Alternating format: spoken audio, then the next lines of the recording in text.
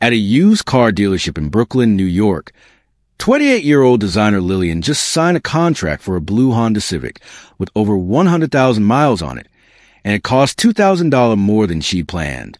After putting down a deposit, she texted her friend, "It's a bit pricey, but the engine runs super smooth and the interior's that suede material I love.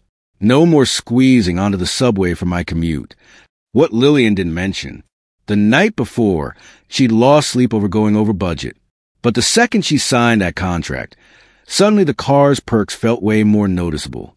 This mindset, actively highlighting the value of something once you own it, is what psychologists call the sweet lemon effect. It's like an invisible spoonful of sugar, helping us turn life's sour lemons into something we can actually savor. The idea of the sweet lemon effect traces back to Aesop's fable, The Fox and the Lemons. The fox can't reach the grapes, so it says, "Those grapes are sour." That's the sour grape effect. Later, when it finds a lemon, it grins and says, "This lemon's actually sweet." In 1957, American social psychologist Leon Festinger gave this phenomenon a scientific explanation in his book, A Theory of Cognitive Dissonance. He argued that when our actions clash with our beliefs, like wanting to spend wisely but ending up buying a car over budget, we feel a mental discomfort called cognitive dissonance. To fix that discomfort, we adjust our thinking. Either we change our behavior or we reframe how we see the thing we have. The sweet lemon effect is a classic example of the latter. We amplify the good parts of what we own, downplay the bad, and get our choices and beliefs back in sync. Take Lillian, for instance. Once she bought the car, she couldn't undo the over-budget part. Instead, she focused on the smooth engine and favored interior, which took away the stress of spending irrationally. At its core, this is a natural human strategy for dealing with conflicting thoughts. In modern daily life, the sweet lemon effect shows up everywhere. Shopping, work, school, and it's become a go-to tool for adapting to life's curveballs and keeping our mood in check. When it comes to shopping, the sweet lemon effect often looks like reframing value to ease that post-purchase cognitive dissonance. Every year on Black Friday, tons of people buy stuff they don't really need just because of the sales. A 2023 survey by the U.S. Consumer Federation found that 62% of Black Friday shoppers admit they bought things they never use, but 78% of those people find a way to feel better about it. Someone who buys an expensive home projector might say, "Now my family and I can have movie nights that feel like the theater." Or someone who stocks up on too much skincare might say, "This face cream has all natural ingredients. It'll last me a whole year." This mindset is even more common with high-end buys. Take Lululemon yoga pants, for example. They cost $128, 3 times more than regular brands. But people who buy them justify it by saying, "The fabric's breathable and durable," or "It makes my figure look good." A 2024 Lululemon Consumer Report found that 68% of shoppers said, "After buying it, I pay more attention to how functional a product is." That's the sweet lemon effect at work. Psychologically, this lines up with Daryl Bain's self-perception theory. We look at our own actions, like buying something expensive, and then figure out our attitude. I must have bought it because I love its perks, which adjusts our thinking and cuts down on buyer's remorse. At work, the sweet lemon effect acts as a mental buffer for balancing what we want and what we get, especially in today's competitive job market. Silicon Valley, the global hub for tech startups, draws tons of young people to work at new companies. But those startups usually pay less than giants like Google or Apple. A 2023 Stanford University workplace study found that 72% of employees at Silicon Valley startups actively talk up the non-money benefits. Take 26-year-old AI engineer Tom, who works at a healthcare startup. He makes $40,000 less than he would at Google, but he tells his friends, "Here, I get to work directly on core algorithm development. I meet with the CEO every week to talk about product direction. You never get that kind of say at a big company." Other employees mention things like, "The flexible schedule lets me balance working out in my job," or "The team vibe is chill, no messy office politics." Psychologically, this fits Edward Deci and Richard Ryan's self-determination theory. When our material needs, like a high salary, are met, we focus more on basic psychological needs, feeling in control, capable, and connected.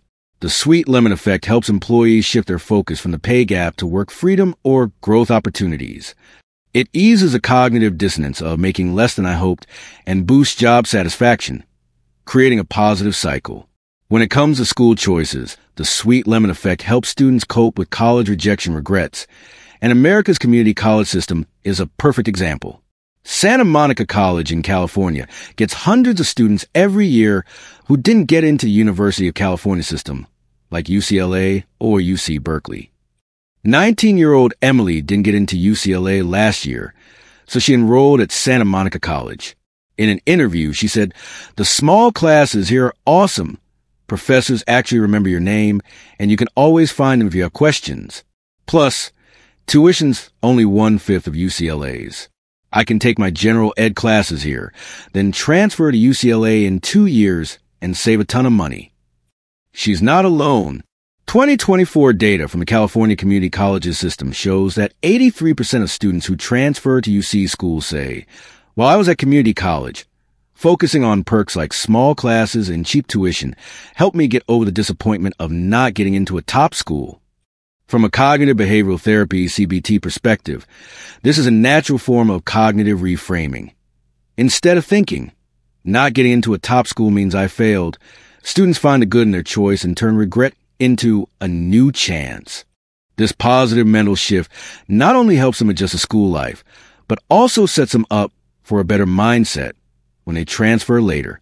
For mental health, the sweet lemon effect is like a psychological immune booster for dealing with stress and hard times, especially during pandemic. When the U.S. pandemic hit in 2020, lots of companies switched to remote work. At first, tons of people complained. It's hard to stay productive, or communication is a mess. But as time went on, more and more people started noticing the upsides. Sarah, a marketing specialist in Chicago, wrote in her blog, "Remote work gives me an extra 2 hours a day. I can do yoga in the morning, eat dinner with my family at night, and I don't have to waste time commuting or spend money on gas and parking. Even if my company asked me to go back to the office now, I'd rather work from home. It makes my life so much more balanced." A 2021 survey by the American Psychological Association, APA, found that 56% of remote workers ease their pandemic anxiety by focusing on the positives.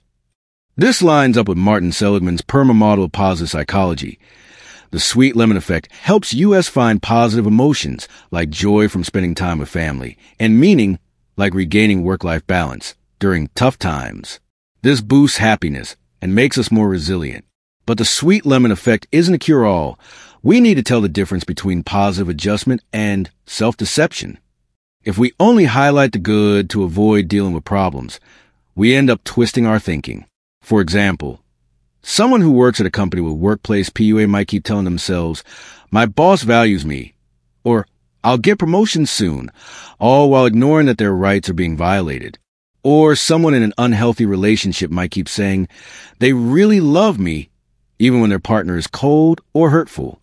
Psychologist Elliot Aronson once said, "The value of the sweet lemon effect lies in adaptive adjustment, not avoiding reality."